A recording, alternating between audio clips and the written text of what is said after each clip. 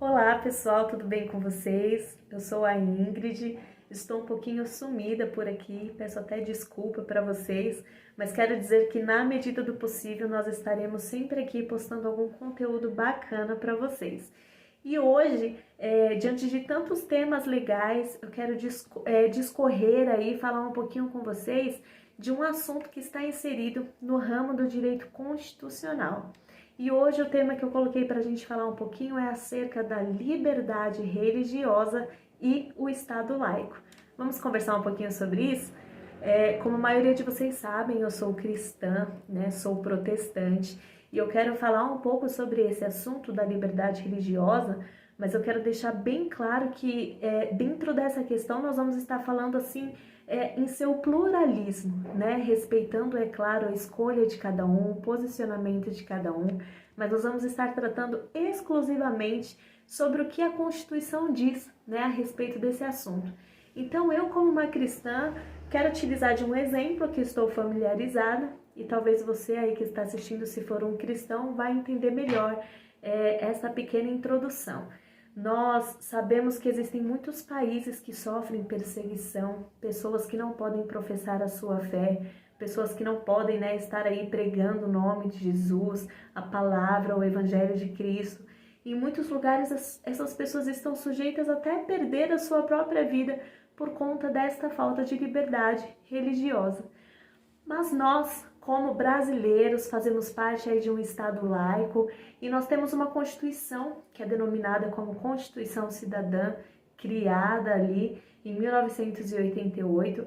E essa Constituição, ela aborda acerca da inviolabilidade de vários direitos, né, de direitos fundamentais. E dentro desses direitos nós temos o direito da liberdade religiosa, né? E isso é muito interessante porque é uma conquista constitucional da liberdade religiosa, ela consagra aí a maturidade de um povo. Isso é muito verdade. Então, em tantos lugares que, olha, você não pode professar essa fé. Olha, se você for adepto a alguma religião, precisa ser essa. Aqui no Brasil não, nós temos essa maturidade, onde o povo ele pode escolher, né, em que professar, no que acreditar. Então, estando nós aqui no Brasil, se houver um constrangimento, né, a pessoa humana, de uma forma que faça com que ela renuncie à sua fé, isso vai representar um desrespeito à diversidade democrática, tanto de ideias como de filosofias e até mesmo quanto à própria diversidade espiritual. E nós temos aí no nosso preâmbulo constitucional uma evocação de proteção a Deus. Isso é demais, não é verdade? Essa evocação está inserida aí no preâmbulo da nossa Constituição. A Constituição ela é o documento mais importante de um país democrático de direito. Então, assim, todos os demais ramos do direito, código, precisa aí ser criado ou estar em conformidade com a nossa Constituição, né? E o nosso preâmbulo constitucional, o que ele é? Ele nada mais, nada menos do que um documento aí de intenções do diploma, né? Consiste aí numa certidão de origem, de legitimidade desse novo texto, é uma proclamação de princípios. Então, quando a gente vê neste preâmbulo uma evocação de proteção a Deus, a gente vê essa ideia, né, que reforça a laicidade do Estado. Então, garante ao povo tanto a plena liberdade de crença, de cultos religiosos, como também garante aí uma proteção jurídica àquelas pessoas que não querem professar nenhuma fé, que não acreditam em Deus. Então, essas pessoas também elas não vão sofrer, elas não poderão sofrer nenhum tipo de discriminação pelo fato de não professarem uma fé. Então, a gente vê uma liberdade muito bacana aí. E quando a Constituição ela consagra essa inviolabilidade da crença religiosa, ela também está assegurando a plena proteção de liberdade, tanto do culto como das suas liturgias. Só que como todo direito, não sei se vocês sabem, mas todo direito não é absoluto, né? Não existe aí um direito absoluto. Existe sempre algumas limitações acerca destes direitos. Parece até meio estranho, né? Nossa, mas o exercício ao culto é livre, nós temos liberdade, mas há limitações? Sim, existem aí alguns entretantos, e a gente pode estar explicando um pouquinho disso.